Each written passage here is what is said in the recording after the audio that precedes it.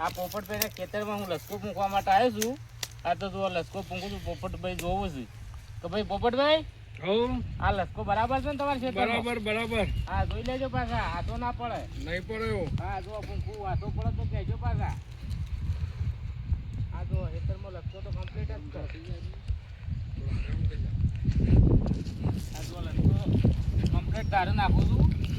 આસો બાજુ પણ પછી દંતાળી ફેરવજો પાછા, એટલે લસકો કમ્પ્લીટ ઉગી જાય.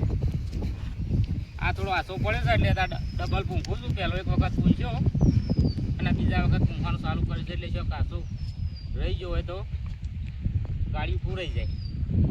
આ પોપટભાઈને હું બીજી વખત લસકો પૂંખવા પર પૂછ્યો હતો અને હું પાછો બોલાવ્યો છે કે તમે લસકો સારો પૂંખો છો, એટલે મને બોલાવે છે. એટલે મારે આપવું પડે ભાઈ બંધ છે મારા પાક્કા, એટલે આવ્યો છું ને આ લસકો પૂંખું છું.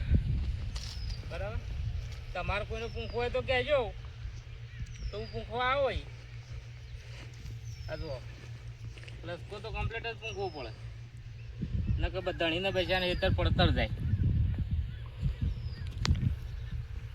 આ ડબલિંગમાં ફરી વળીએ એટલે વધુ આવે નહીં. વિજયભાઈ આ લસકો બરાબર છે ને? હો બરાબર જ. હા જોજો પાછા, ને કાલ ઉઠીને પાછા કેવા મૂળભાઈ શું લસકો પૂંછ્યો તો તે આસો પડ્યો. આસો ના પડવો જોઈએ, આપણે કોઈ કોમી ના કાઢવું જોઈએ. આ રીતે જ લસકો મુકાય. આપણે તો ગોળાજીરો પૂંછીએ, પણ અત્યારે એમ કોઈ ગોળાજીરો આવતું નહીં. એ ગામમાં કાંઈ 700 ગ્રામ જ ગોળાજીરું જાય, વધારે ગોળાજીરું પૂંખાય નહીં.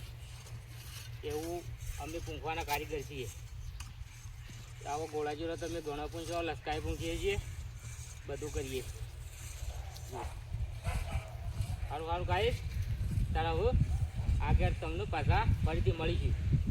જય માતાજી, જય દ્વારકાધીશ, જય રોમાપીર અનુભવ વાળા.